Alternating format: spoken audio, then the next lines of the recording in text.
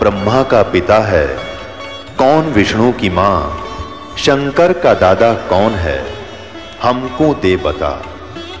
ये जानने के लिए कृपया सुनिए। जगत गुरु तत्वदर्शी संत रामपाल जी महाराज के अमृत वचन सर्व पवित्र धर्मों के पवित्र शास्त्रों के आधार पर इस ज्ञान को देने के लिए स्वयं परमेश्वर आते हैं, जैसा आप जी को बहुत बार सत्संग में समझाया है और प्रमाण दिखाए हैं। हमारे पवित्र वेद भी गवाही देते हैं, क्योंकि ये उस परम पिता का एक इतिहास है, उनकी जीवनी है, उनके गुण लिखे हैं उस परमेश्वर के। ऋग्वेद मंडल नंबर 9 सूक्त नंबर 1 मंत्र 8 और 9 में, ऋग्वेद मंडल नंबर 9 सूक्त 86 के मंत्र 26 और 27 में, ऋग्वेद मंडल नंबर 9 सूक्त 82 82 के मंत्र 1 2 3 में, ऋग्वेद मंडल नंबर 9 सूक्त 96 96 के मंत्र 16 से लेकर 20 तक, ऋग्वेद मंडल नंबर 9 सूक्त 20 के मंत्र 1 में, ऋग्वेद मंडल नंबर 9 सूक्त 94 मंत्र 1 में। और भी ढेर सारे प्रमाण हैं, यानी हजारों की संख्या में ऐसे मंत्र हैं जो सीधे कबीर परमात्मा की महिमा, यानी पूर्ण परमात्मा की महिमा बताते हुए कह रहे हैं कि वो परमात्मा सतलोक में रहता है और वहां से गति करके चल के यहाँ इस मृतलोक में आता है। यहाँ आने का उद्देश्य क्या होता है कि वो उपदेश करने की इच्छा से वो तत्व ज्ञान बताने आता है। अच्छी आत्माओं को मिलता है, उनको तत्व ज्ञान का प्रचार करता है, अपने गवाह बनाता है, उनको अपनी वास्तविकता से परिचित कराता है। फिर वो संत जन जो दृढ़ भक्त होते हैं, परमात्मा की विशेष प्यारी आत्माएं होती हैं, फिर उस परमात्मा की आंखों देखी महिमा का वो गुणगान किया करते हैं। उसके लिए परमात्मा ने बताया कि सतयुग में सत सुकृत कह टेरा, त्रेता नाम मुनिंदर मेरा, द्वापर में करुणा में कहाया, कलियुग नाम कबीर दराया। चारों युग में संत पुकारे, कूक कहा हम हेल रे, हीरे माणिक मोती बरसे, ये जग चुगता डेल रे। पुण्यात्माओं, ये शुभ समागम जो चल रहा है, ये उसी पुण्य दिवस के उपलक्ष्य में चल रहा है। ज्येष्ठ सुदी पूर्णमासी, जेठ उतरते की पूर्णवासी देसी भाषा में, और संवत 1455 सन 1398 का वो शुभ दिन, जिस दिन परमात्मा सतलोक से चलकर आए और काशी शहर से बाहर एक सरोवर के अंदर, लहर तारा नामक सरोवर के अंदर खिले हुए फूल, कमल के फूल पर एक शिशु रूप धारण करके विराजमान हुए। उनको उस समय एक रामानंद जी ऋषि के शिष्य ऋषि अष्टानंद जी वहां उस सरोवर में स्नान करके ब्रह्म मुहूर्त में सुबह सुबह और साधना करने की चेष्टा कर रहे थे, जो उनके गुरु जी ने साधना बताई थी। प्राकृतिक शांति का वो लाभ उठा रहे थे। उन्होंने देखा कि आकाश से एक प्रकाश का पुंज गोला आया। आंखें उसकी चुंधियागी, जब देखा उस प्रकाश को, आंखें चुंधियागी, आंखें बंद हुई। क्या देखा कि एक बालक दिखाई दिया, शिशु। अपनात्माओं, जैसे सूर्य की तरफ हम देखते हैं तो हमारी आंखें प्रकाश को सहन नहीं कर सकती, फिर आंखें बंद करते हैं तो प्रकाश रहित सूर्य का आकार दिखाई देता है। ठीक इसी प्रकार वो शिशु रूप धारण करके परमात्मा सतलोक से चलकर आए। ऋषि अष्टानंद जी ने जब आंखें खोली, देखा तो नहीं सहन कर सके उस प्रकाश को, आंखें बंद की तो क्या देखा कि एक शिशु, एक बालक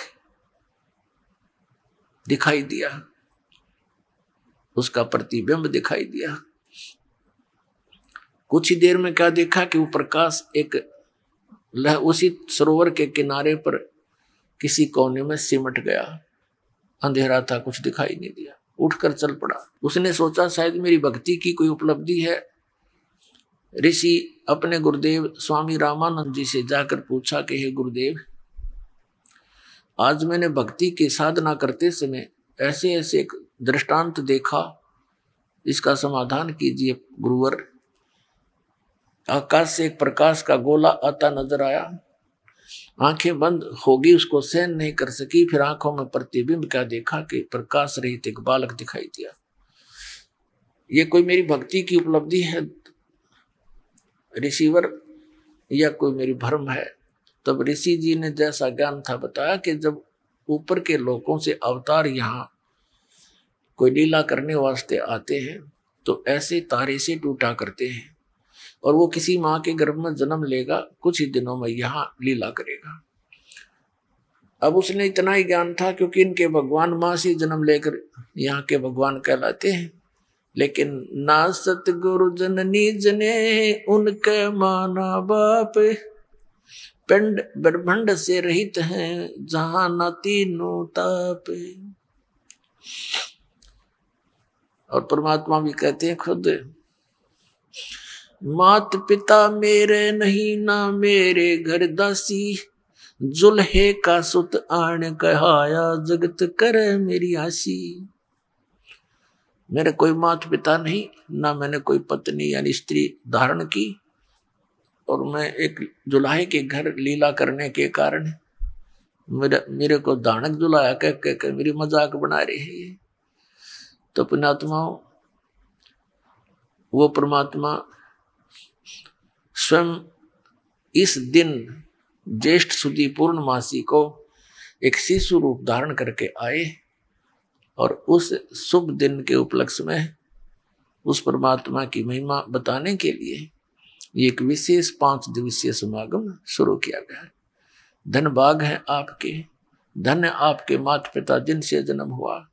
आपको ऐसे समय में इस प्राइम टाइम के अंदर मनुष्य जीवन और ये तत्व ज्ञान का भंडार खुलवा दिया इस दास के द्वारा परम पिता परमात्मा ने, जो 600 वर्ष पहले परमात्मा ये भंडारा भर के गए थे अपने सुख संवेद में। लेकिन जिन महापुरुषों से परमात्मा मिले थे और जिनको सचखंड सतलोक दिखाया था, अपने गवाह बनाए थे, उनसे उनको एक विशेष निर्देश दिया था कि अभी इस तत्व ज्ञान को गुप्त रखना। तुम लिख दो अपनी वाणियों में, अवश्य एफिडेविट लिख दो, लेकिन पद्य भाग में। और फिर कभी जब समय आएगा, कलयुग का जो काल के साथ वायदा हुआ था भगवान का, उसका कंप्रोमाइज हुआ था। इस काल भगवान ने कहा था कि परमात्मा आप 3 युगों में जीव कम ले जाना, चौथा युग जब कलयुग आवे तब तो शरण जीव बहु जावे, ऐसा वचन हर मोह दीजिए तब तुम गवन संसार ही कीजिए। तो परमात्मा ने कहा था ठीक है, 3 युगों में जीव कम ले जाऊंगा, चौथा युग जब कलयुग आएगा तब तू टांग मत अड़ाना बीच में। तब इसने कहा था भगवान एक और अर्ज है दास की।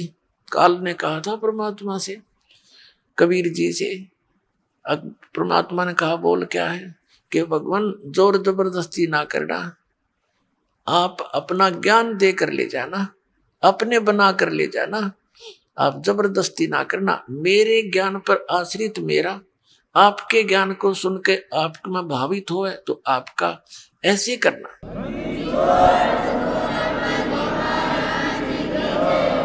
तो परमात्मा को मालूम था कि मेरा बने बिना वहां कोई जा ही नहीं सकता, क्योंकि मुझसे तो ये बिछुड़कर आए ही हैं। जब तक जिस आस्था से आप इस काल के साथ यहाँ आए हो, डटे नहीं डटे वहां पर, तो ऐसी ही श्रद्धा आपकी इस ज्ञान से और इस भक्ति के प्रेशर से आपकी इतनी आस्था बन जाएगी, इस विश्व में आपको कबीर परमेश्वर के अतिरिक्त कोई और भगवान दिखाई नहीं देगा पूरे विश्व में। ये देख लेना, एक दिन आएगा। और है भी नहीं,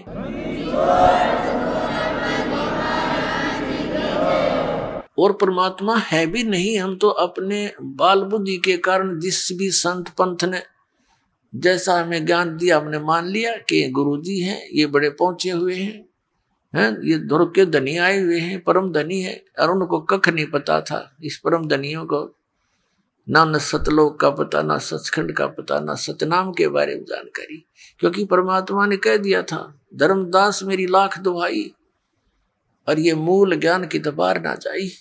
मूल ज्ञान बाहर जो पढ़ी बिचली पीढ़ी हंस नहीं तरही।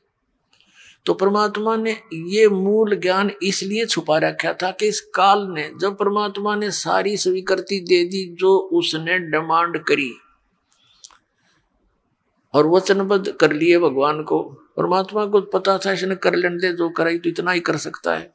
जब परमात्मा ने सब वचन दे दिए इसको, तब इसने कहा कि जाओ जोगजीत रूप में, अपने पुत्र के रूप में परमात्मा वहां विद्यमान थे जब काल की और परमात्मा की ये गोष्ठी हुई थी। तब इस काल ने तुरंत आंख बदल ली और कहने लगा जाओ जोगजीत बेसिक संसार में आ जाना तुम कलयुग में, और ले जाना जितने मर्जी हंस तुम चाहो, लेकिन कलयुग के अंदर इनको इतना कंडम कर दूंगा, अपने नकली दूत संदेश वाहक भेज के झूठे पंथ चला के तेरे नाम ते, कबीर नाम ते, सतलोक के नाम ते, सचखंड के नाम ते, इतने पंथ और इतने गलत ज्ञान प्रचार करवा दूंगा। और देवी देवता मंदिर तीर्थ मूर्ति पूजा पर इतना, कर्मकांड पर इतना आरूढ़ करवा दूंगा कि जिस समय तुम्हारा वो तुम आओगे या तुम्हारा कोई संदेश वाहक आएगा, दूत आपका, उससे पहले पूरे विश्व में सबको भ्रमित करवा दूंगा, तेरे नाम ते नकली पंथ बनवा दूंगा, सतलोक सचखंड की महिमा गाया करेंगे और नाम मेरे काल के दिया करेंगे, नकली नाम दिया करेंगे, और उन पंथों में जितने भी होंगे वो जीव वह सब मेरे ही मुख में आया करेंगे। 12 पंथ करूं मैं साझा, नाम तुम्हारा ले करूं आवाजा, 12 पंथ नाम जो ले ही वो मेरे मुख में आन समोई, और अनेक पंथ चलाऊं या विद जीवों को भरमाऊं, जोग जीत जाओ संसारा, जीवन माने कहा तुम्हारा। अब ये काल कह रहा है जीव तुम्हारा कहा न माने, हमारी ओर हो बाद बखाने। हमारे वकील बनेंगे वो सारे, इतना गलत ज्ञान भर दूंगा उनके अंदर, और हमारी तरफ होकर के तुम्हारे साथ वाद विवाद किया करेंगे। तो पुण्यात्माओं, तब परमात्मा ने अपनी प्यारी आत्माओं को, जिनको वो मिले, उनको एक विशेष हिदायत दे दी थी कि मेरे पे एक रहम करना कि इस मूल ज्ञान को और इस सतनाम को डिस्क्लोज ना करना, किसी को आप ये मंत्र दान भी ना करना, और नहीं तो ये काल के दूतों के हाथ लग जाएगा सतनाम 2 अक्षर का, और ये अधिकारी तो ये होंगे नहीं, क्योंकि अधिकारी बिना यू काम करे नहीं। और फिर जब हम आएंगे या अपना कोई दास भेजेंगे उस कलयुग के प्राइम टाइम में, ये प्राइम टाइम है या बिचली पीढ़ी है। परमात्मा ने कहा था कि मूल ज्ञान बाहर जो पढ़ी तो बिचली पीढ़ी हंस नहीं तरही। मूल ज्ञान तुम तब तक छुपाए जब तक ये 12 पंथ ना मिट जाए।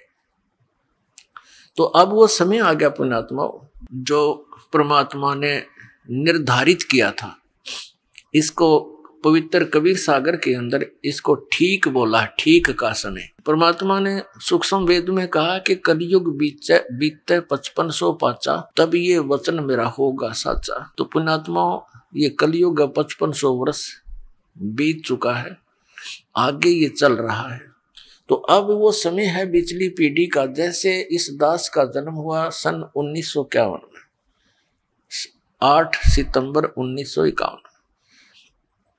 उस समय भारतवर्ष में शिक्षा नाम की चीज नहीं थी और शिक्षा की तरफ किसी का विशेष ध्यान था भी नहीं।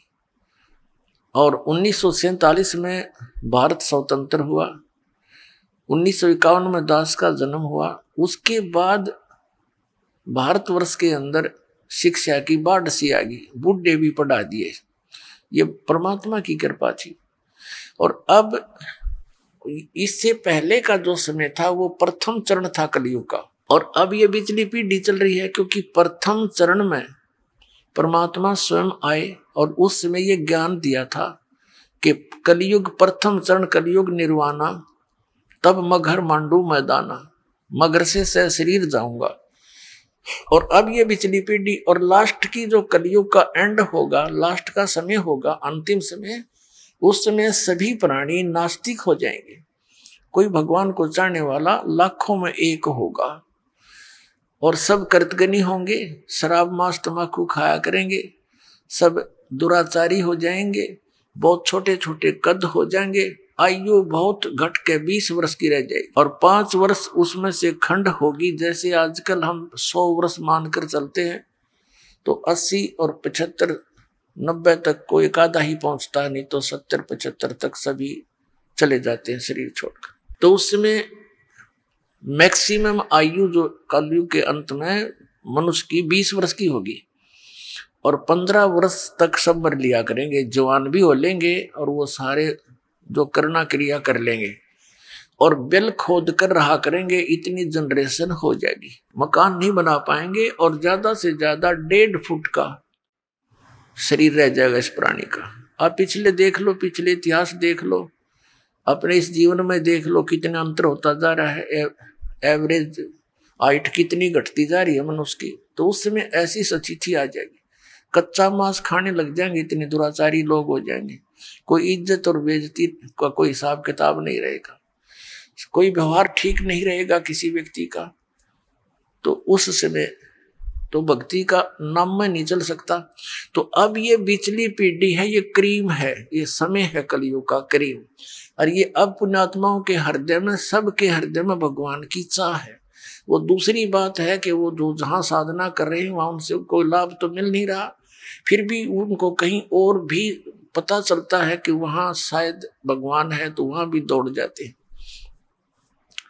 तो ये समय अभी परमात्मा ने इसलिए रखा था। अब पुण्यात्माओं, जैसे ये दास पहले भगवान विष्णु श्री कृष्ण का कट्टर पुजारी था, फिर इसके पैरेलल हनुमान जी आ जाते तो उनका कट्टर पुजारी, फिर अपना घरेलू देवता बाबा श्याम जी याद आ जाता, वो भी श्रद्धा उतनी है। शंकर भगवान की चर्चा आती, वो भी उतना ही प्यारे। ये जो साधनाएं हम कर रहे थे, और हमें कोई अपने संस्कार प्रारब्धवश लाभ हो रहे थे, तो हम ये सोचा करते ये भगवान ना नठाठ कर रखे। अब इनका इतिहास देखे, इनकी जीवनी देखी कि ये तो खुद कहते हैं हम ना तो किसी ने लाभ दे सकते, ना किसी को हानि कर सकते। हानि तो यूं नहीं कर सकते, ये देवता अच्छी आत्मा है, और लाभ देने का इनकी पावर नहीं, तो ये तो न्यूट्रल है। इनको हम सब समर्थ मान रहे थे, या गलती हमारे गुरुओं की थी, इन शंकराचार्यों और आचार्यों की थी। इन्होंने ब्रह्मा विष्णु महेश जी को सुप्रीम पावर बता रखा, और इस काल भगवान को ही ये नारायण और कहते वो परमात्मा है, परब्रह्म परमात्मा, इसको परब्रह्म परमात्मा कहा करते। और इसके अवतार ये राम और कृष्ण विष्णु को मानते हैं, और लास्ट में घुमा फिरा कर श्री राम श्री कृष्ण और शंकर भगवान को सुप्रीम पावर, इन्हीं की पूजा पर दृढ़ करते थे। तो ये इनकी जो पूजाएं थी हम कर रहे थे, लेकिन इन्होंने कहीं नहीं लिखा कि हमारी पूजा करो। हनुमान जी ने कहा लिखा कि मेरी भक्ति करो, हम खाम का पीछे लग रहे थे उसका। वो तो भगत आदमी था, और वो खुद भक्ति करता था। कोई भक्त है आप बुद्धिमान शिष्ट, और उसकी कोई और पूजा करे माथा टेक, उन्होंने कहा ना भाई, बुद्धिमान तो ये कहेगा ना भाई गुरु जी से नाम ले, मेरा इतना ब्योत नहीं है, मैं भी भक्ति कर रहा हूं, तू भी कर, उन्हीं से उपदेश ले। तो ऐसे ही हनुमान जी की जो टेंडेंसी थी ऐसे ही थी। और हम क्या, हमारी तो एक वो भाव बना हुआ है इस काल प्रेरणा से, जैसे कोई हीरो है, वो अपने रोजी रोटी के लिए तो उछल कूद चटक मटक कर रहा है, और हम उसने चाहे वाह भाई मेरा तो फेवरेट है, यू फेवरेट हीरो है, टट्टू तेरा फेवरेट बता के देगा तो नहीं। तो नो इस हनुमान के पीछे लाग दिया, पहलवान था, पाड़ उठा लिया, अच्छे गढ़ दिए हुए, लंका फूक दी, हम इस पर प्रभावित हो गए। अब कहने का भाव दास का ये नहीं है कि ये कोई बुरे व्यक्ति थे या बुरे भगत थे, नहीं, ये नेक आत्मा थी, लेकिन पूज्य नहीं थे, आदरणीय है। अब जो प्रसंग चल रहा है उसी पर आते हैं कि परमात्मा इस तत्व ज्ञान को देने के लिए स्वयं ही इस धरातल पर आते हैं और अपनी अच्छी आत्माओं को मिलते हैं, उनको तत्व ज्ञान से परिचित कराते हैं। तो यहाँ अब ये कलयुग का जो समय आ गया है, ये पीक टाइम है, ये प्राइम टाइम है, या बिचली पीढ़ी है। और परमात्मा ने कहा था, धर्मदास मेरी लाख दुहाई, ये सार शब्द की तबार ना जाई। सार शब्द एक तो मूल ज्ञान है, ये मूल ज्ञान जो दास आपको बता रहा है, ये तत्व ज्ञान है दिया हुआ कबीर भगवान का। दास तो एक है टेप रिकॉर्डर है, और उसका भेजा हुआ दास है, उसका कुत्ता है। आप उसके बच्चे हो, आप धनी हो, आप धनियों की हानि हो रही है, चोर लगे हुए हैं, क्योंकि आप सत भक्ति ना करके नकलियां का फंसे हुए हो। इसलिए आपको भौंक भौंक कर जगा रहा है कि संभलो, जागो, तुम्हारी चोरी हो रही है, तुम्हारा अनमोल धन नष्ट हो रहा है। अब जो पुण्यात्मा होते हैं वो कुत्ते की आवाज को सुनकर धनी होते हैं, वो अवश्य जागते हैं। निर्धन तो पड़ा रहेगा, उसने सोचा 2 थाली पड़ी है, ठा ले जाएगा, को उठाओगा तो सोवन ठाटते। और जो धनी होते हैं वो अवश्य फड़कते हैं, यानी जो पुण्यकर्मी प्राणी हैं वो कहीं भी नकलियों के फंसे हैं, वो अवश्य फड़क रहे हैं इस दास की आवाज को सुनकर, क्योंकि ये सत्य पर आधारित है। वो केवल निराधार कथाएं सुना रहे हैं, वो दूसरे नकली पंथ और संत। तो पुण्यात्मा, अब वो समय आ गया है। परमात्मा ने 600 वर्ष पहले कहा था कि एक समय आएगा धर्मदास, पूरे विश्व में मेरा ही ज्ञान रहेगा और पूरे मेरे बच्चे मेरे को पहचानेंगे और मेरी शरण में आवेंगे, सतनाम का नाम लेकर के सतलोक जाएंगे। वो 2 अक्षर का मंत्र है, सतनाम।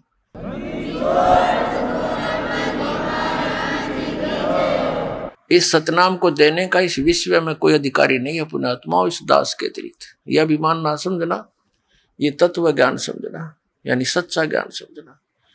तो उस परमात्मा ने दास को आकर के स्पेशल कहा कि बेटा अब कर दे शुरू।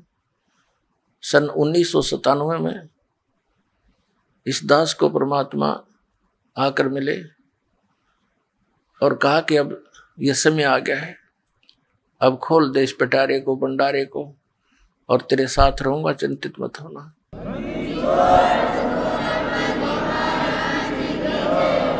तो उसी का परिणाम है, उन्हीं का आशीर्वाद है, मेरे पूज्य गुरुदेव जी की रजा है कि ये दास उस परमात्मा के संदेश को उसके बच्चों तक पहुंचाने में सफल हुआ। कठिनाई बहुत उठाई, क्रोथा कांड इसी का परिणाम था, क्योंकि परमात्मा के बच्चे हैं सभी, जो हमारा विरोध कर रहे हैं वो भी उसी के बच्चे हैं। लेकिन वो काल का फंस गए, काल ने उनको अपना हथियार बना लिया, नकली आचार्यों को, गुरुओं को। लेकिन समर्थ के सामने इन नकलियों की पारी बसावे को ने अपने कर्म बिगाड़े, कर्म खराब कर लिए उन लोगों ने, और ये पाप के भागी बन गए। जो ये ज्ञान और 2 वर्ष पहले जनता तक पहुंचना था, वो 2 वर्ष की बाधा उन्हें पैदा कर दी और इतना दूर कर दिया समाज को। मुझे इस दास के बारे में अफवाहें फैलवा कर, मीडिया का भी सहयोग लेकर के, और काल का उद्देश्य यही था कि लोग इसे इतनी नफरत करें, नाम से भी नफरत हो जाए, और कोई वहां पहुंचे नहीं, कहीं काल की पोल ना खुल जाए अज्ञान की। लेकिन समर्थ का आदेश और समर्थ का बनाया हुआ ये विधान, इसके बीच में जो अवरोध पैदा करता है वो महामूर्ख और अंधे गधे जैसा होगा। जैसे रेल की मार्ग पर अंधा गधा खड़ा होकर के और अवरोध पैदा करने की चेष्टा करता है, तो उसकी कितनी समझदारी है, क्योंकि उसके आंख कोने और उसमें बुद्धि नहीं। जैसे ट्रेन आ रही हो, एक अंधा गधा खड़ा था रेल की पटरी पे और गाड़ी आ रही थी। उसने देखा जिस दिशा से कोई डिस्टरबेंस लगी, खड़खड़ खड़ की आवाज आई, उसने उसी साइड में अपने पिछले पैर कर लिए। अकाने दे, मुझे कौन डिस्टर्ब करेगा। दोनों दलुत्ती पे ना ली। जब वो ट्रेन निकट आई, दोनों ठोकी उसने, तो वो ठा कर भगा दिया, टुकड़े टुकड़े हो गया।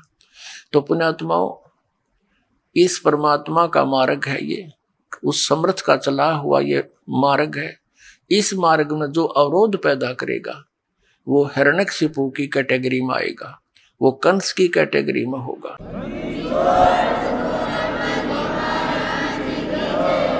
पहले तो हमने गलतियां कर ली बहुत, लेकिन अब उन पर उदाहरणों से सतर्क होना पड़ेगा और ये ज्ञान पूरे विश्व में जाएगा।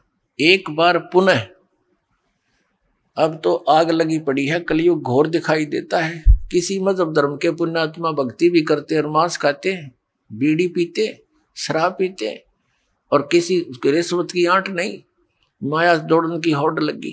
तो ये तो घोर कलयुग की अब झलक झांकी आप देख रहे। अब एकदम पुनः शांति होगी पूरे विश्व में। इतने प्यार से रहा करेंगे, इन कोठी और बंगले बनाने की होड़ खत्म हो जाएगी, ज्ञान से हो जाएगी। जैसे एक बैंक मैनेजर था, जब दास ने ये नाम लिया था, उसने बैंक से कुछ लोन लिया और रोहतक के अंदर एक सेक्टर 1 में कोठी गाड़ी, 3.5 लाख रुपए उस टाइम। आज तो 40 लाख रुपए बने हुआ, बल्कि और ज्यादा, 1 करोड़ में ऐसी कोठी बनाई। उसका मुहूर्त करने के लिए संडे का समय किसी पंडित पर जो भी समय था निर्धारित करवाया। अब हम इसी मुहूर्त करा करते, पहले तो पंडित ने कर लेने दो थोड़ी बहुत जटर मटर यू, फिर बाद में घुटी घाटी जश्न मनावांगे, ये थी मुहूर्त मारी। इतना ज्ञान रह गया था। अब उसने सब मित्र प्यारे फ्रेंड इकट्ठे कर रखे, रिश्तेदार आए हुए थे, और कुछ उस किसी आइटम की आवश्यकता पड़ गई, स्वयं स्कूटर उठाकर और वो सामान लेने के लिए जा रहा था बाजार में।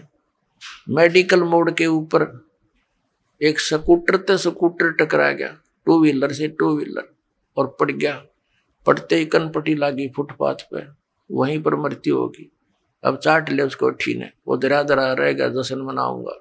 अब जौन सा काम इस मनुष्य जीवन से करना था उसने तो वो तो छोड़ दिया, इन बकवादा में दौड़ लिए। क्यों दौड़ दिए? क्योंकि हमने माहौल ऐसा बना लिया।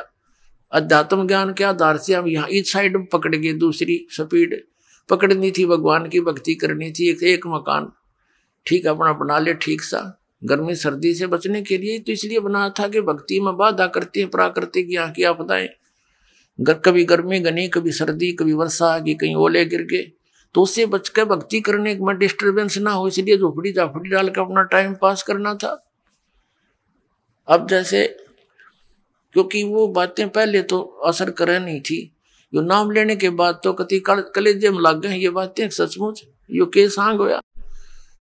एक जब दास ने ये मार्ग प्रारंभ भी किया था, आदेश हुआ था गुरुदेव, हमारे पास इतनी सुविधा नहीं थी। एक भक्तों ने एक जीप लेनी थी लोन पे, तो उसका फाइनेंस करवाया। रोहतक के अंदर एक परिवार था, एक व्यक्ति था, वो फाइनेंस करता था। उसने फाइनेंस कर दिया और ब्याज सबसे ज्यादा लेता था। वो तो लेते ही हैं, सभी लेते, ज्ञान बिना। तो हमारा भक्त बता रहा था कि मैं, चर्चा चल पड़ी कि आप किससे उपदेश किसके चेले हो। हमसे बोला, हमने बताया आपका नाम कबीर साहब के पंथी हैं, रामपाल महाराज के हम शिष्य हैं।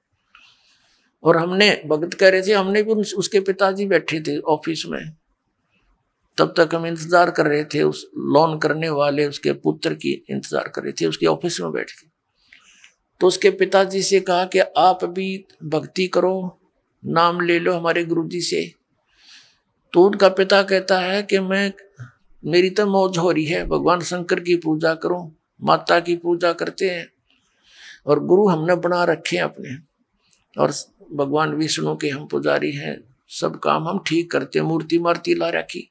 और क्या कह रहा है कि मेरे जैसा सुखी आज कोई नहीं, इन भगवान कर रखे, इन देवताओं की तरफ संकेत करे, मूर्ति लग रही ऑफिस में। और क्या बताता है कि एक बेटा तो ये फाइनेंसर है, इसके खूब दया हो रही है, इनकम होती है, और एक बेटा जज लग गया है, बेटे का अभी विवाह हुआ है, उसकी पत्नी भी जज है।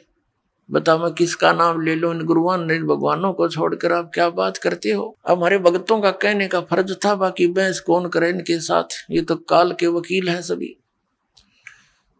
अब 1 वर्ष के बाद समाचार पत्रों में क्या आया कि वही परिवार जिससे ये फाइनेंस कराते थे, दास को इन्होंने आकर बताया था कि ऐसे ऐसे हमने कही, लेकिन ये तो इस माया के पुजारी मानते नहीं। उसके पिताजी से कहा था, वो नो बोला तुम्हारे जैसा सुखी कोई नहीं और हम किसकी पूजा करें। तो उन्होंने कोई धार्मिक अनुष्ठान करवाया था, समाचार पत्रों में सच्चाई थी या जो दास बता रहा है। धार्मिक अनुष्ठान कराया था। धार्मिक अनुष्ठान के बाद जैसे फूल फाल चढ़ाते हैं, कोई हवन की राख रूख बच जाती है, उसको आदर के साथ जल प्रवाह करते हैं। अब वो समागम हो लिया, पहले दिन अनुष्ठान करवाया था, हवन उनके गुरुजी ने कराया था, और अगले दिन उस हवन की उस राख को, फूलों को उठा करके वो दोनों भाई, जज और वो फाइनेंसर, इधर दिल्ली रोड के ऊपर एक JLN है, जवाहरलाल नेहरू कैनाल, उसमें पानी बहुत चलता है, उसमें चले गए। ड्राइवर उनके साथ था उन फूलों को जल प्रवाह करने के लिए।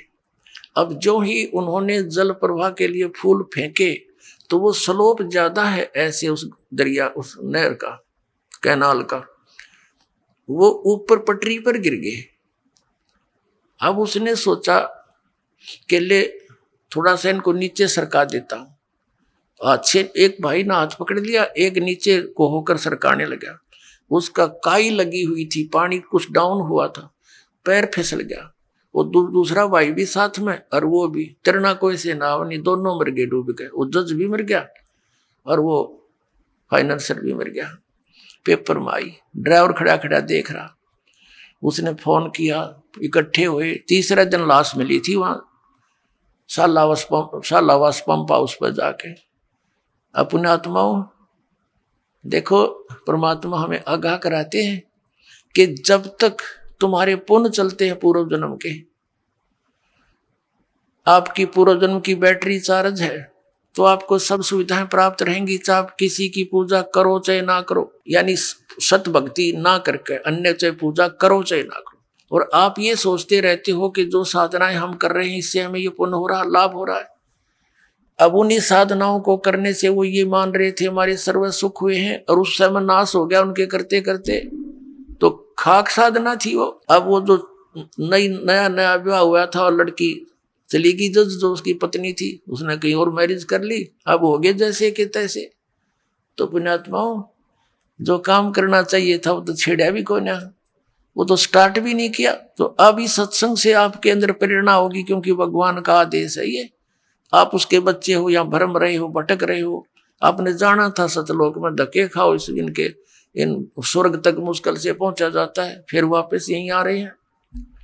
अब परमात्मा बताया करते थे हमें, क्यों भूली घर अपना, यो ना देश तुम्हारे, फिर पीछे पछतावगी, कर ले सोच विचार, बिन सतगुरु पावे नहीं, घर अपने की राह, संतों शरण लाग कर, सोरत शब्द समा, संख असंखों कोश है, तेरे पिया का देश, एक पलक में पाइए, ले सतगुरु उपदेश, सोन सलैली गैल है, गगन मंडल के माही, बिना प्रेम पावे नहीं, चाहे करोड़ समाधि ला, नितानंद लो लायक, चढ़ो मैल मंजार, फिर न भव जल आइए, ये स्वप्ना संसार, होले सुहागण सुरता त्यारे, मालिक घर जाना है तू तो, होले सुहागण सुरता त्यारे मालिक गुरु जाना है तू तो। होले सुहागण सुरता त्यारे मालिक गुरु जाना है। तेरा सोन सखर बरतारे मालिक गुरु जाना है। तेरा सोन सखर बरतारे मालिक गुरु जाना है तू तो। होले सुहागण सुरता त्यारे नाले धोले ओढ़ पैर लेकर 16 श्रृंगार। नाले धोले ओढ़ पैर लेकर 16 श्रृंगार। आज नहीं तय तड़के परसों आवेंगे तेरे लड़ियार मालिक घर जान है तू तो। होले सुहागण सुरता त्यार है तेरा सोन सखर बरतार मालिक घर जान है। तेरे साथ की कितनी जाली तू क्यों लारी वार। तेरे साथ की कितनी जाली तू क्यों लारी वार। गुड़िया खेलत जन्म गवाया लाया है नहीं बेचारे मालिक घर जान है तू तो। होले सुहागण सुरता त्यार है तेरा सोन सखर बरतारे मालिक घर जान। सतगुरु मारे बाणिया है करते बनज व्यवहार। सतगुरु मारे बाणिया है करते बनज व्यवहार। बिन डांडी बिन पालड़े है तोले दिया संसारे मालिक घर जाना। होले होले सुहागण सुरता त्यारे मालिक घर ए तेरा सोन सखर बरतारे मालिक घर जाना है। तेरा सोन सखर सोन सखर में सेज पिया की हंस हंस कर ले प्यार। सोन सखर में सेज पिया की हंस हंस कर ले प्यार। कह कबीर सुनो मेरी सजनी वहां लूटो है अजब बहार मालिक घर जाना है तू। होले होले सुहागण सुरता त्यारे मालिक घर तेरा सोन सखर बरतार। हे सोन सखर में सेज पिया की हंस हंस कर ले प्यार। सोन सखर में सेज पिया की हंस हंस कर ले प्यार।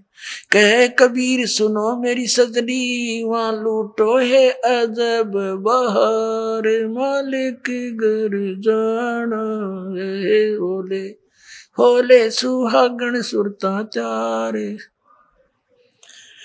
जाना है तेरा सोन सखर बरतारे मालिक घर जाना है। तेरा सोन सखर बरतारे मालिक घर जाना है। अब परमात्मा ने क्या बताया है। इस आत्मा को ना जाने कितने प्रकार से ऐसे झंझेड़ने की चेष्टा की है। ना जाने कितने प्रकार का ज्ञान देना चाहा है। पुणात्मा जैसे कुएं में बाल्टी गिर जाती है और उसको निकालने के लिए हुक होते हैं, कांटे बोल रहे हैं उसको, हुक से बना करके ऐसे उल्टे सुलटे से और 20-25 इकट्ठे ही जुगाड़ कर दिया जाता है। उनका एक कड़े में लपेट दिए जाते हैं, रस्सा बांध कर वो कुएं से निकालने के प्रयत्न किया जाता है। बाल्टी तो वो एक हुक में उलझ सकती है, एक से एक ही पर्याप्त था, लेकिन नहीं, इसलिए उल्टे ये कई डालने पड़ते ना जाने कौन से में उलझ जावा, एक तक पास से घूमता रहा है। तो परमात्मा ने हमें जगाने के लिए तत्व ज्ञान से चिपकाने के लिए और काल के इस कुएं से निकालने के लिए परमात्मा कहते हैं कहते हैं कबीर साहब कहते हैं इतनी बाणी बोल दी और जितना बाड़ो रेत, अरिस भूले जीव के एक नियारी हेत। कि क्या बताते हैं, पर भी लेन जात है दुनिया, हमारा ज्ञान किने नहीं सुनिया। तो ये इतनी बाणी इसलिए बोली है, ना जाने कौन सी खटक जा किसके और वो उड़ जा माल्य के कांटे में और निकल जा इस कुएं से, निकल जा इस चेहरे से। तो इस प्रकार परमात्मा बताना चाह रहे हैं, ये एक आत्मा सुरता को या आत्मा कहा है और इसको समझाने की चेष्टा की है कि होले सुहागन सुरता त्यार तन माल्य के घर जाना है। हम सबका स्वामी, हम सबका धनी, हम सबका खसम, यानी एक ही है। मालिक कहो, पति कहो, स्वामी कहो या भगवान कहो, तो वो एक ही है। अब इस आत्मा को ये कह रहे हैं परमात्मा अपनी ही महिमा एक डबल रोल करके हम तक बता रहे। वैसे तो परमात्मा ने बहुत, कबीर परमेश्वर जी ने कई बार कहा कि आई एम गॉड, हम ही अलख अल्लाह हैं, कुतुब गोस और पीर, यानी हर तरह के, जैसे कोई साधु रूप में, पीर रूप में, पैगंबर यानी संदेश वाहक, तत्वदर्शी संत जगत गुरु बनकर मैं ही आता हूँ। और हम ही अलख अल्लाह हैं और कुतुब गोस और पीर, गरीब दास खालिक धनी, मेरा नाम कबीर। ए स्वामी सृष्टा में और सृष्टि मेरे तीर, दास गरीब अधर बसू में अवगत सत्य कबीर। मैं सतलोक में रहता हूँ ऊपर और वहां से चल कर आता हूँ आपके लिए, गोता मारूं स्वर्ग में जा बैठूं पाताल, कह कबीर ढूंढता फेरूं अपने हीरे मोती लाल। तो अब यदि भगवान बार बार कहते मैं भगवान हूं तो कोई नहीं सुनता उनकी बात ने, इसलिए उन्होंने अपने आप को एक दास बताया और हमारे लिए उदाहरण दिया कि यहाँ यदि किसी ने अभिमान किया वो भगवान प्राप्ति नहीं कर सका, ना कर सकेगा, इसलिए अपने आप को दास बोला और हमारे लिए उदाहरण दिया कि तुम भी बच्चों ऐसे ही रहना, यहाँ जीव का कोई अस्तित्व नहीं है।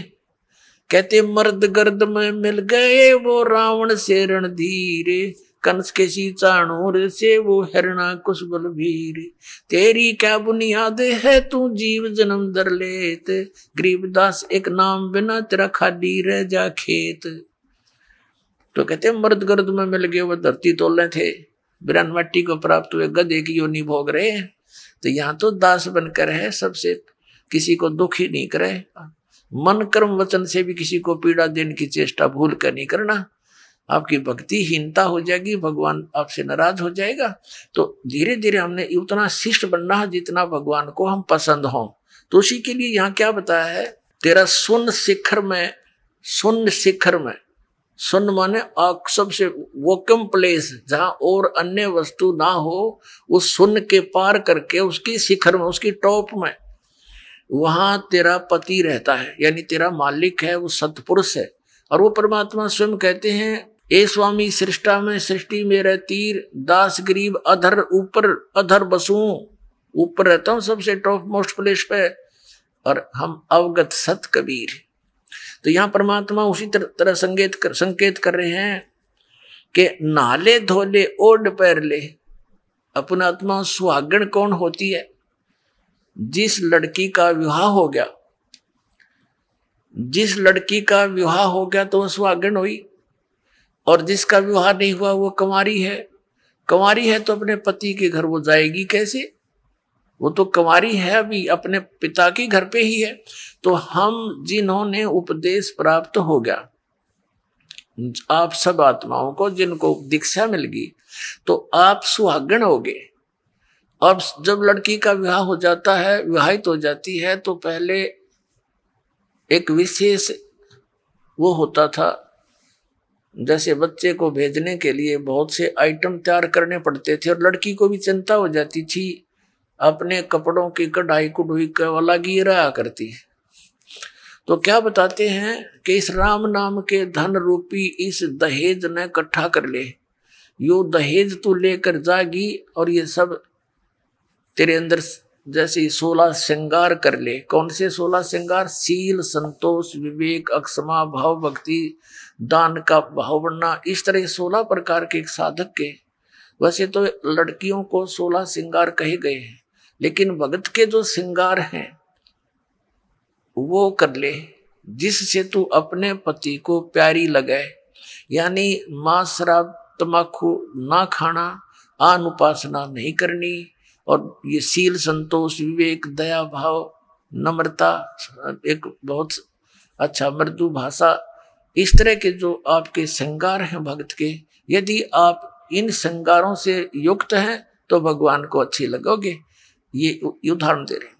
नहाले धोले ओढ़ पैर ले।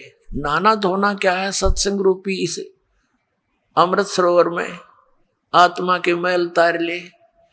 नहाले धोले ओढ़ पैर ले और कर 16 श्रृंगार, यानी सब मर्यादा में रहे। और आज नहीं तो कल परसों तेरे आवेंगे लनियार। ये देसी भाषा हरियाणा की लगभग। परमात्मा तो सब भाषाओं में ही बोला उन्होंने ज्ञान, ताकि मेरे बच्चे कहीं भी हैं वहीं पर समझ जाएं।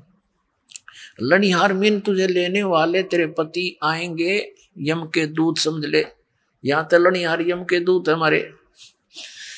और वहां सतलोक चलोगे तो परमात्मा आएंगे इस दास के रूप में।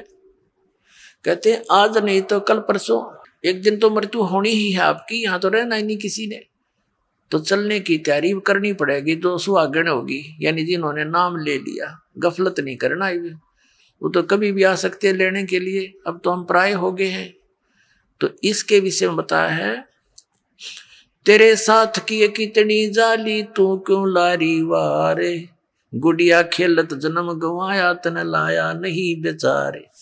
अपनात्मा पहले हम छोटे छोटे थे, जब हमारी बहनें बुआएं उनकी ठीक दर दिया करते, ठीक निर्धारित समय कर देते थे ससुराल जाने का। तो उस ठीक से पहले वो क्या करती थी, अपना कपड़े करते थे 40 तीड़ अगलियां की, ये 20 तीड़ बारलियां की। तील बिन सेट, वो कपड़ों के सेट को तीड़ बोला करते। घाघरा हुआ करता भरा सा, उसमें जो कुर्ता है चुंदड़ी, वह तीड़ बोला करते कंप्लीट सेट को। तो वो टेलर आते थे वहां, घर पे ही उन कपड़ों को सील जाते थे। आइए अब हम उन श्रद्धालुओं के अनुभव जानते हैं जो जगत गुरु तत्वदर्शी संत रामपाल जी महाराज जी से दीक्षा प्राप्त कर चुके हैं तथा उनके द्वारा बताए गए भक्ति मार्ग पर चल रहे हैं। सर नमस्कार। नमस्कार जी। क्या नाम है जी आपका? मेरा नाम समय सिंह है जी। समय सिंह जी, कहाँ से आए आप? मैं कठुमर तहसील अलवर राजस्थान से हूँ जी। सर, संत रामपाल जी महाराज की शरण में आने से पहले आप क्या भक्ति साधना करते थे? मैं संत रामपाल जी महाराज जी की शरण में आने से पहले हनुमान जी की पूजा करता था जी। गोवर्धन परिक्रमा के लिए भी जाया करता था और व्रत भी करता था मैं हनुमान जी के। तो सर, जो आप पारंपरिक पूजाएं करते आ रहे थे इतने सालों से, तो फिर आप संत रामपाल जी महाराज जी की शरण में क्यों गए? भगत जी, दरअसल क्या है, 2013 की बात है। मैं बेरोजगार घूमता था, मानसिक तनाव में रहता था, जिसकी वजह से मेरे घर में कलेश वगैरह रहते थे। मैंने अपनी पत्नी को ऐसे झगड़े करके माई के भेज दिया था। 4-6 महीने हो गए मैं मानसिक तनाव में रहता था भगत जी। मैं और ये जो झाड़ फूंक वाले उनके पास भी जाता था कि शायद कोई शनिदेव का प्रकोप बताता था। किसी ने बताया मंगलवार के आप व्रत करो, वो भी कर लिया, मगर किसी प्रकार का कोई लाभ नहीं था। मानसिक तनाव की वजह से मैं टीवी पर अक्सर कर भागवत वगैरह के चैनल वगैरह देखता था। सर जी, मैंने क्या है कि मानसिक तनाव की वजह से नशा भी करने लग गया था। मैं गुटखा खाता था, तम्बाकू भी खाता था, अंडा भी खाने लग गया था, गलत लोगों के साथ रहने लग गया था। किसी प्रकार का रोज़गार नहीं था। मैं घर पे ही टाइम पास इधर उधर खेती में करता था। तो फिर क्या है कि मैं टीवी पे साधना चैनल देखने लगा, तो उस पर संत रामपाल जी महाराज जी का सत्संग आता था। तो मैंने एक बार देखा, संत रामपाल जी महाराज जी का शिष्य था, वो अपना इंटरव्यू में बता रहा था, वो गांव में फ्री का कार्य करता था, कफ वगैरह बेचता, और उसने संत रामपाल जी महाराज जी से प्रार्थना लगाई तो परमात्मा ने उस पर दया की, उसको गवर्नमेंट जॉब मिल गया, वो लेक्चरर हो गया। तो मेरे भी मन में विचार आया कि शायद यहाँ पर मुझे भी रोज़गार मिल सकता है। मैं रोज़गार के बहाने से ही संत रामपाल जी महाराज जी के पास आने की इच्छा बनी। सर, आपने संत रामपाल जी महाराज जी से नाम दीक्षा कब ली? सर जी, मैंने संत रामपाल जी महाराज जी से नाम दीक्षा 28 फरवरी 2013 में ली थी। सर, संत रामपाल जी महाराज जी के अनुयायियों के बारे में ये कहा जाता है कि वो अंधविश्वास के तहत जुड़े हैं या फिर वो ज़्यादा पढ़े लिखे नहीं हैं। सर, आप उन लोगों के लिए एक माकूल जवाब हैं, आप एक पढ़े लिखे इंसान हैं, तो सर आप उन लोगों को क्या कहना चाहेंगे? देखो जी, ऐसा है, संत रामपाल जी महाराज जी जो ज्ञान देते हैं वो शास्त्रों से अनुकूलित है, शास्त्रों के अनुसार है। अज्ञानता तो जो ये गुरुपद पर बैठे हुए लोग हैं, इन लोगों ने फैलाई है। आज पढ़ा लिखा इंसान भी संत रामपाल जी महाराज जी से नाम दीक्षा लेके सारे शास्त्रों को पढ़ के और तब जाके संत रामपाल जी महाराज जी की शरण में आया है। मैंने संत रामपाल जी महाराज जी की शरण में आने से पहले ज्ञान गंगा पुस्तक पढ़ी थी, फिर उसके बाद संत रामपाल जी महाराज जी का ज्ञान मुझे सबसे उत्तम लगा।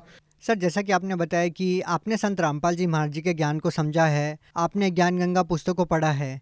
सर, हम आपसे ये जानना चाहेंगे कि ऐसा आपने संत रामपाल जी महाराज जी के ज्ञान में और ज्ञान गंगा पुस्तक में क्या पढ़ा जो अन्य किसी संत ने आपको कभी नहीं बताया? देखो जी, संसार में लोग पेड़ को भगवान मान लेंगे, पत्थर को भगवान मान लेंगे, मगर कबीर साहब को एक संत ही मानते हैं। तब मैंने वो ज्ञान गंगा पुस्तक पढ़ी तो उसमें एक वाणी थी, हम सुल्तानी नानक तारे दादू को उपदेश दिया, जात जुलाया भेद न पाया, काशी माए कबीर हुआ। तो हमको भी थोड़ा अटपटा लगा, भाई ये भगवान कबीर साहब तो संत थे, इनको भगवान कैसे बताएगा। जब देखा गीता में प्रमाण और भी सारे ग्रंथों में बताया, ऋग्वेद में भी कबीर साहब के भगवान होने का प्रमाण बताया, तो आंखों देखा तब जाके विश्वास हुआ कि हाँ, संसार में भूल पड़ी है और जो सत्पुरुष है, जो परम अक्षर ब्रह्म है, वो केवल कबीर साहब जी हैं। सर, आपने कबीर साहब को परमात्मा मानते हुए संत रामपाल जी महाराज जी से नाम दीक्षा ली है, तो सर हम आपसे ये जानना चाहते हैं कि जो पूजाएं साधनाएं हिंदू धर्म में हजारों सालों से चली आ रही है, देव देवताओं की पूजा, मंदिरों में जाना, जल चढ़ाना, क्या वो पूजाएं सारी व्यर्थ थी? क्योंकि कबीर साहब तो इन पूजाओं का खंडन करते हैं। देखो जी, कबीर साहब जी ने आडंबर और पाखंड का खंडन किया है। गीता जी में भी कहा गया है कि जो शास्त्र विधि को त्याग कर मनमाना आचरण करता है उसे किसी प्रकार की सिद्धि सुख प्राप्त नहीं होता। क्या कहीं भी शास्त्रों में नहीं लिखा कि मंदिरों में जाना, जल चढ़ाना, इस तरह की कोई क्रियाएं करना? जो अपने हिंदू धर्म के शास्त्र हैं उनमें कोई प्रमाण नहीं है मंदिरों में जाने से आपको मुक्ति मिलेगी या फिर जल चढ़ाने से मुक्ति मिलेगी, ऐसा कुछ नहीं है। शास्त्रों में तो व्रत के लिए भी मना किया हुआ है गीता। सर, एक और बात हम यहाँ पे आपसे जानना चाहेंगे कि संत रामपाल जी महाराज जी के अनुयायी दावा करते हैं कि उनसे नाम दीक्षा लेने के बाद उनकी कैंसर जैसी भयानक बीमारियां दूर हुई है और अनेकों लाभ उनको हुए हैं। तो क्या संत रामपाल जी महाराज जी से नाम दीक्षा लेने के बाद आपको भी कोई लाभ मिला? जी देखो, सबसे बड़ा लाभ तो ये मिला कि हमको मुक्ति का रास्ता मिल गया भगवान की दया से। और सांसारिक सुख की बात करें तो जिस दिन मैंने संत रामपाल जी महाराज जी की पुस्तक मिली थी उसी दिन से मेरे विचार बदल गए, बुराइयां छूट गईं और जो घर में कलह था वो ख़त्म हो गया। जैसा कि मैंने आपको पहले बताया था कि मैंने अपनी पत्नी को पीट के भगा दिया था, तो ज्ञान गंगा जब पुस्तक पढ़ी तो मुझे पता चला कि मैंने कितना बड़ा दोष किया है और मैं अपने आप में ग्लानि महसूस करने लगा। नाम लेने से पहले ही मेरे घर का कलह समाप्त हो गया, मेरी सोच बदल गई, मैंने नशा छोड़ दिया। नशा एक बहुत बुरी बीमारी है, मैंने भी कई बार पहले छोड़ने की कोशिश की थी मगर छोड़ नहीं पाता था, परेशान भी था इससे, गुटखा वगैरह से।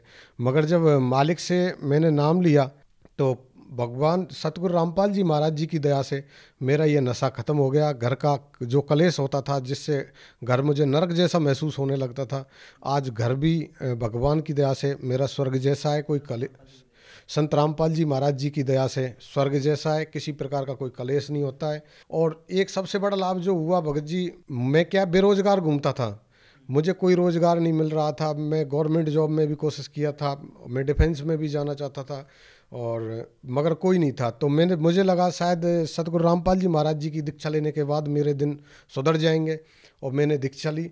दीक्षा लेने के बाद संत रामपाल जी महाराज जी की दया से आज मुझे गवर्नमेंट जॉब भी राजस्थान सरकार में मिल गया है। और एक दूसरा लाभ मेरा सांसारिक दृष्टि से देखें तो एक बार मेरे क्या है, मैं भर्ती की रेस वेस किया करता था तो मेरे पैरों में एक ठसक बोलते हैं, ठेस बोलते हैं देहाती भाषा में, कील भी बोलते हैं, वो बीमारी हो गई थी जिससे मुझे चलना भी दुर्लभ हो गया था। नंगे पैर में चल भी नहीं सकता था, कांटे से चुभते थे। तो मैंने कई लोकल डॉक्टर को भी दिखाया था, वैसे भी दिखाया था, उनका बोलते थे कोई उपचार नहीं है। वो बुजुर्गों के अक्सर कर हुआ करते थे, मगर मेरे क्या है कि करीब 23 साल की उम्र में ही वो हो गई। मैं सोचता था सारा जीवन कैसे मैं चल पाऊँगा, मुझे तो भर्ती भी देखनी है, कमा के भी खाना है। एक पैर में 4 थी, एक में 3 थी, तो चलना बहुत दुर्लभ हो गया था। मैंने फिर पुराने जो भक्त थे उनसे मैं मिला, उन्होंने बोला संत रामपाल जी महाराज जी से आप प्रार्थना लगाओ, वो लोगों का कैंसर ठीक कर देते हैं, जिसकी आयु समाप्त हो गई उसकी आयु भी बढ़ा देते हैं, तो आपकी तो छोटी सी बात है। जब मैं आश्रम गया, संत रामपाल जी के आशीर्वाद के लिए लाइन में लगा हुआ था, तो गुरु रामपाल जी महाराज जी आए। मैं इतना ही बोल पाया था, गुरु जी मेरे पैरों में इससे आगे नहीं बोल पाया। गुरु जी ने मेरे सिर पर हाथ रखा और कहा बेटा ठीक हो जाएगा, सेवा कर। तो संत रामपाल जी महाराज जी ने आशीर्वाद दिया और मेरी करीब 15 दिन के अंदर अंदर बीमारी ठीक हो गई। उसके बाद मैंने यूपी पुलिस की 5 किलोमीटर की रेस भी 20 मिनट में की है। आज मैं पूरी तरह से, मेरे पैरों में कोई प्रॉब्लम नहीं है, भगवान की दया से और संत रामपाल जी महाराज जी की दया से आज मैं पूरी तरह स्वस्थ हूँ। और कोई लाभ सर? जी भगत जी, एक बार मैं कहीं बाहर पढ़ने जा रहा था, तो मेरे क्या है कि बैग में भी पैसे नहीं थे और जेब में भी पैसे कम पड़ गए थे। मैंने इधर उधर से मैनेज करके पैसे लिए। अब मैं जब वहाँ पहुँचा और मैंने बैग को चेक किया, तो भगत जी वहाँ मुझे 4,000 रुपये रखे हुए मिले। आज तक मुझे उन पैसों का पता नहीं है वो पैसे कहाँ से आए थे। जी सर जी, मुझे विश्वास है कि वो जो मेरे बैग में पैसे मिले थे वो संत रामपाल जी महाराज जी ने ही डाले थे। मैंने और भी विचार किया था, मगर उन पैसों का मुझे कोई अता पता नहीं मिला। वो पैसे मुझे पूर्ण विश्वास है संत रामपाल जी महाराज जी ने ही मेरे बैग में डाले थे। और जीवन में नए दिन बहुत सारे चमत्कार संत रामपाल जी महाराज जी से नाम लेने के बाद प्रतिदिन होते हैं। सर, जैसा कि आपने बताया कि पहले आप बेरोजगार थे, लेकिन संत रामपाल जी महाराज द्वारा दी गई भक्ति को करने से आपको रोजगार भी मिला। सर, आज की जो युवा पीढ़ी है वो अच्छी शिक्षा प्राप्त करने के बाद भी वो बेरोजगार है या फिर कहीं ना कहीं वो नशे की बुरी लत में फंसे हुए हैं, तो उन युवाओं को आप क्या संदेश देना चाहते हैं, क्या कहना चाहते हैं? देखो जी, हर युवा की एक ही टेंशन होती है कि उसे रोजगार मिल जाए। हर कोई जी तोड़ के मेहनत करता है, मगर हर किसी के नसीब में नहीं है। मेहनत सब लोग करते हैं, मगर हर किसी को गवर्नमेंट जॉब नहीं मिलता।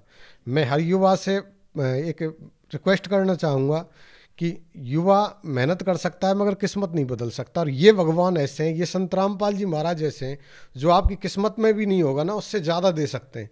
ये अपने प्रवचनों में बताते हैं संत रामपाल जी महाराज, और वादा करते हैं कि मैं आपको मुक्ति के साथ साथ हर प्रकार का सुख देने का वचन देता हूँ।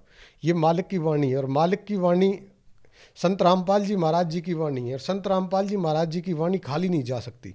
तो हर युवा को मैं यही कहना चाहूँगा, हम यही रिक्वेस्ट करेंगे कि जो आज का युवा वर्ग नशे की ग्रस्त में बेरोजगार घूमता है, मानसिक तनाव में रहता है, संत रामपाल जी महाराज आपके जीवन में आने वाली हर प्रकार की समस्या, रोजगार की है, नशा मुक्ति है, आपके घर का कलेश है, मानसिक तनाव है, और भी बहुत सारी जो आपके जीवन में समस्याओं को समाप्त करके आपके जीवन को खुशहाल बनाएंगे। इसके साथ साथ सबसे बड़ा जो लाभ है, आपको इस 84 के चक्कर से निकालेंगे। सर, आज के दिन अगर कोई संत रामपाल जी महाराज जी से नाम दीक्षा लेना चाहता है तो वो उनसे नाम दीक्षा कैसे ले सकता है? जो भी आज संत रामपाल जी महाराज जी से नाम लेना चाहता है, वो मोबाइल पे, यूट्यूब पे या किसी भी बहुत सारे चैनलों पे गुरु जी का सत्संग आता है, संत रामपाल जी का सत्संग आता है, और वहाँ से वो नंबर प्राप्त करके और संत रामपाल जी महाराज जी से नाम दीक्षा ले सकता है। बहुत बहुत धन्यवाद सत साहिब जी।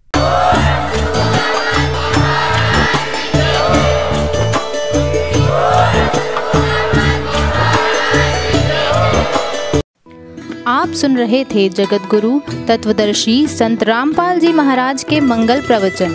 अधिक जानकारी के लिए संपर्क करें।